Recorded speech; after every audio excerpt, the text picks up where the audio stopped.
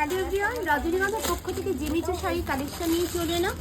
দেখে নাও, first colour option যাচ্ছে wine colour. এটা হচ্ছে আঁচলের দিকটা যাবে, তার সাথে পেয়ে যাচ্ছ অল ওভার শাড়িটা, আর এটা যাবে ব্লাউজ পিস।